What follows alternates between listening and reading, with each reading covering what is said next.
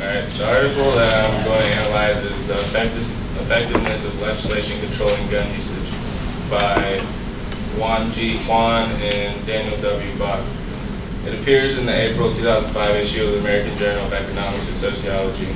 The researchers ultimately wanted to know a variety of things about the main subjects that I got from the article.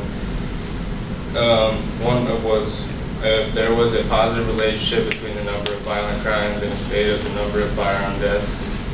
And two, if there was a positive relationship between the percentage of African Americans in the population of the state.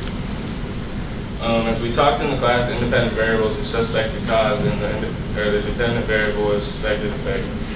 Therefore, in the study, the independent variable is level of violence, crimes in the state of race, and the number of law enforcement employees.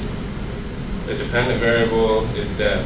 The researchers think that people from different ethnic backgrounds are more likely to commit a gun crime rather than the normal white American. In another part of this study, the researchers talk about unemployment rate and population density. The researchers believe that if you lived in a rural area, there was a main chance that you had a gun and had more firearm deaths. To test their hypothesis, the researchers did a survey technique. It was called a comparative survey of the state farm laws by the Open Society Institute of New York. Open Society Institute in 2000. According to what we talked about in our discussions in the class of surveys, it involves various questions have to do with this particular subject. According to the article, the data for 2000 are taken from Uniform Crime Reports, Index of Crime by Region, Geographic Division, and State of 1999 to 2000. The researchers also pull records of gun magazines in rural compared to the city areas. The rural areas, you are more likely to have a gun according to magazine records. According to the researchers, they found if there are more gun laws that are more specific, like ones in big cities, you are less likely to come across a firearm. They surveyed 100,000 people per state. According to the table in my article, it states that more extensive gun control laws experience on average of 3.5 fewer firearm deaths. The textbook says that the research subjects should generally be informed that they are being studied. In this particular study, the researchers did not get approval all of their subjects because 100,000 people's permission in states would be rather hard to get. Challenging.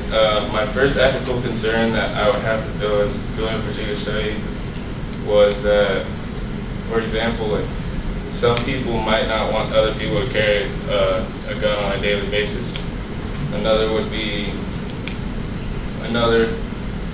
example, have you seen anyone killed by a firearm? The researchers should ask questions that are sensitive to their subject. For my final ethical concern, I would stay away from asking them about their race or relationship status between, and again, it could hurt your subject's feelings or your whole study.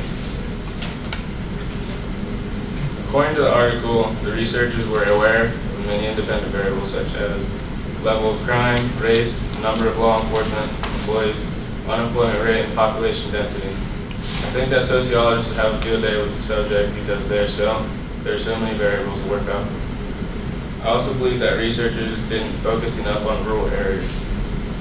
I say this because I came from a rural area called Pleasantville, a place where people hunt and buy guns from other people, which is very illegal. Therefore, I think that sociologists would show great interest in rural areas of the study as well as big cities with gang violence and generous amount of police officers such as Detroit. A sociologist would argue that your society that you are born into as much as influences on your parents do. In this case, it would be a firearms, whether or not you are born in the hood or the suburbs, or even a little rural town like me. One aspect, I think that they don't go into detail of social class and how it affects everyone in everyday life. They fail to explain that your social class has to do with which kind of gun you buy. If you live in the country, you're more likely to see a shotgun rather than a handgun. There are a bunch of different ways that you can collect data answering this research questions. The article I picked, survey method, the researchers could have used interview questionnaire method instead of giving out a generic survey.